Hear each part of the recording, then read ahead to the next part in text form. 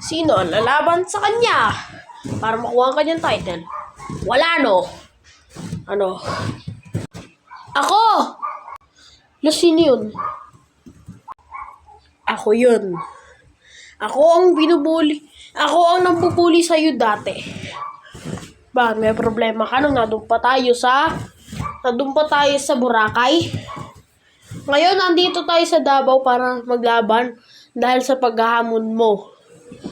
Naalala mo na binuli mo ako tas ginantihan kita nang makapunta tayo sa Davao? Oh, bakit? It's time to revenge. Ang meaning ay oras na para gumanti ako sa'yo sa lahat ng ginawa mong mali. Wala ka pala eh! Ano, maglaban na yan! Maglaban na! Laban na! Oo nga! Laban na! O, sige! Dali lang to, easy.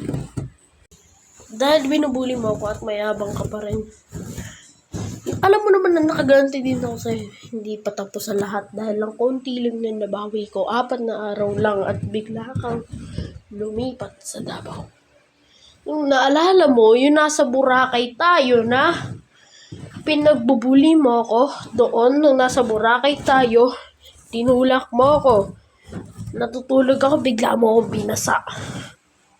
Kaya yun, oras na para magkiganti. Tignan natin kung makaganti ka. Tignan mo muna kung makakaganti ka kapag nakaganti ako. Simula na ang laban. Tananen! Akala mo, oras na para gumanti.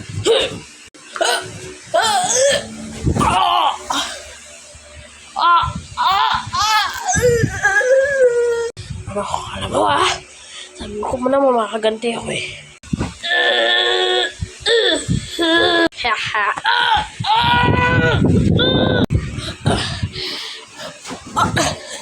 Sakit sa leeg ko.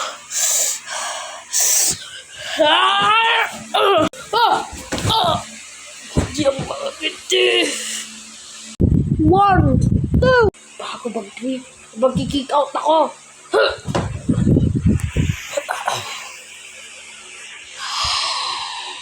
Himala naka-kick out. Hala, para si Undertaker.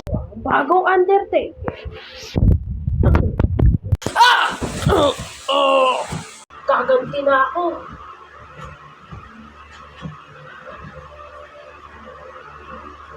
Ano ngayon? 1, 2, 3. Tananan! Winner! Winner! Winner!